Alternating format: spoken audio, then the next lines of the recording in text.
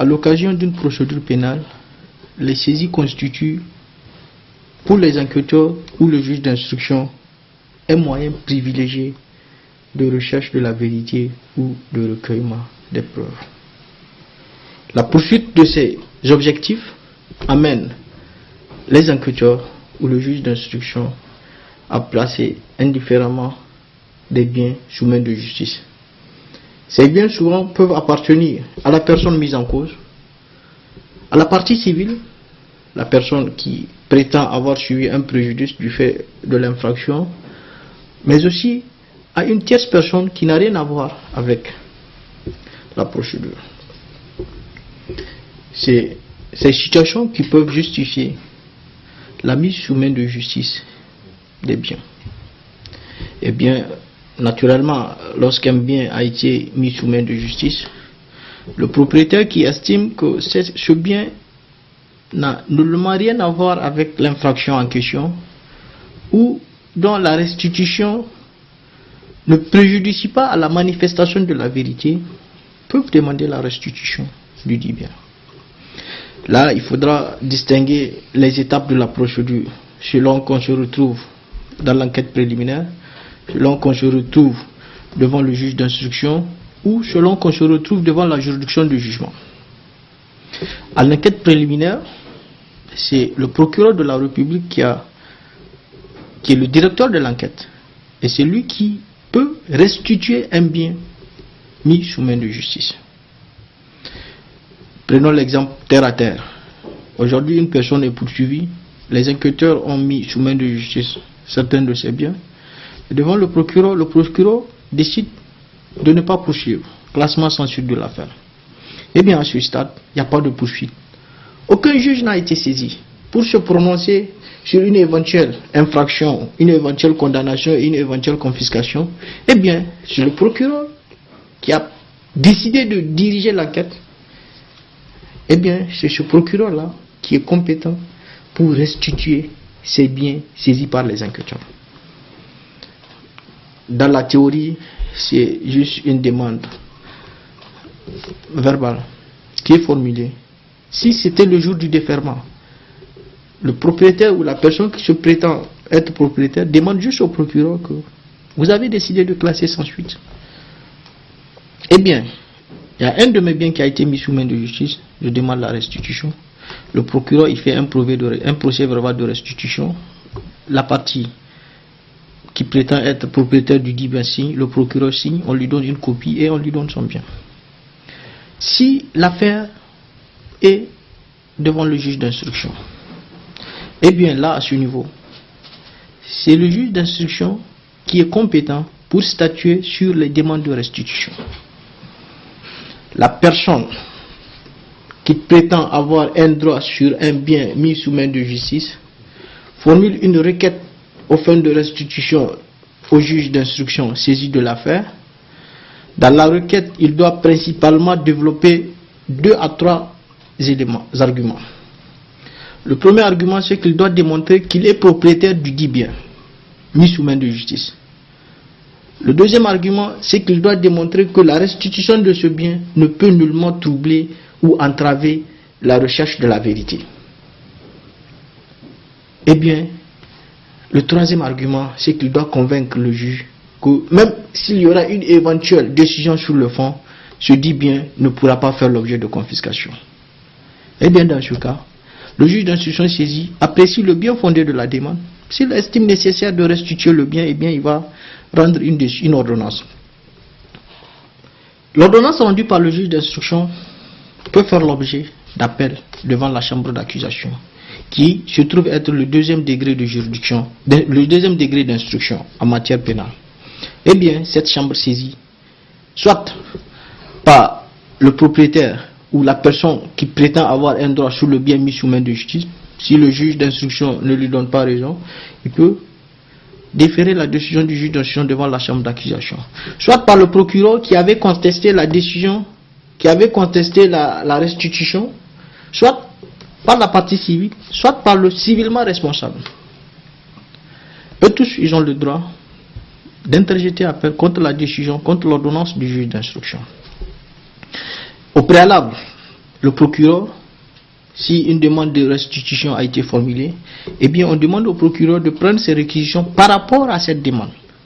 Est-ce qu'il estime nécessaire de restituer le bien, oui ou non? Mais le juge d'instruction n'est pas tenu de suivre à la lettre ce que le procureur a dit, étant une partie au procès.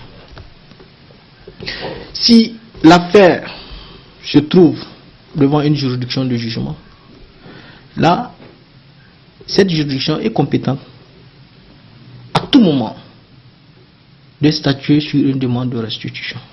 Il n'y a pas de moment en fait où il faut introduire une demande de restitution. C'est à tout moment.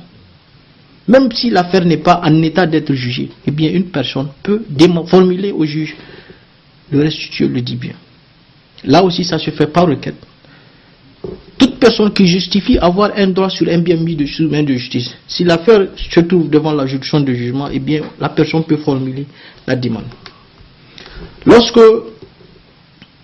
la décision du tribunal de la juridiction saisie tombe, eh bien toute personne qui conteste, toute personne faisant partie de la procédure qui conteste cette décision peut déférer cette décision devant la cour d'appel. Mais là, il faudra préciser que la cour d'appel ne peut statuer qu'ensemble avec la décision au fond du premier juge. Mais là, il faudra aussi préciser que lorsque le tribunal ou la juridiction saisie statue sur le fond, s'il n'y a aucune voie de recours contre cette décision, cette juridiction demeure toujours compétente pour statuer postérieurement à sa décision au fond sur les demandes de restitution. En termes clairs, cela veut dire quoi? Aujourd'hui, une personne est poursuivie pour une infraction bien précise. Et avant d'arriver au stade du jugement, il y avait certains de ces biens qui avaient été mis sous main de justice. Une décision de relax par la juridiction de fond. Mais la personne a oublié de demander la restitution des biens mis sous main de justice. Ou la juridiction a oublié de statuer sur cette restitution. La procédure est finie, la personne a été relaxée. Eh bien, cette personne peut revenir pour formuler une requête, pour demander la restitution des biens mis sous main de justice parce qu'au préalable, il avait oublié, pendant que le fonds était en train d'être jugé, de formuler cette demande. Eh bien, lorsque la requête arrive, on envoie la requête au procureur pour prendre ses réquisitions par rapport à la restitution. Eh bien là, le juge statue. Et cette décision peut aussi être déférée devant la cour d'appel. À la cour d'appel aussi, c'est le même scénario. C'est à peu près les mêmes règles. Lorsque la cour est saisie, la cour peut statuer sur les demandes de restitution. Même après avoir vidé le fonds, s'il n'y a aucune voie de recours qui a été formée, eh bien cette cour reste compétente pour statuer postérieurement à sa décision au fond sur les demandes de restitution. C'est pour vous dire que la restitution peut se faire devant toutes les autorités, que ce soit devant le procureur, que ce soit devant le juge d'instruction ou devant la juridiction de jugement. Eh bien, l'autre situation, c'est qu'on peut se retrouver dans une situation où un bien mis sous main de justice peut se retrouver confisqué. Il y a des situations prévues par la loi. Si par exemple le bien est le corps même du délit, le corps de l'infraction, ou le bien, c'est le bien qui a permis de faire l'infraction. Si vous prenez par exemple en matière de drogue, une personne a été poursuivie pour trafic international de drogue. Pendant l'arrestation, il avait été arrêté dans un véhicule avec des tonnes de drogue. Eh bien, on confisque la drogue et le véhicule. Après décision de condamnation, cette personne ne pourra pas revenir demander la restitution du véhicule parce que c'est le corps du délit. De par la loi, et la drogue et le véhicule seront confisqués. Si vous prenez quelqu'un qui a été pris pour vol de télévision, on n'a pas trouvé le propriétaire de la télévision et la personne a été condamnée. Du fait de l'absence de propriétaire immédiat, on ne peut pas restituer la télévision parce que c'est le corps en fait du délit. Ou si une personne a été prise pour vol criminel, avec, je sais pas, une machette, eh bien la personne ne peut pas revenir demander la restitution de la machette après condamnation. Certes, c'est pour lui, mais c'est le bien qui a servi à commettre l'infraction. Ça, c'est l'article 11 du Code pénal qui a précisé ça.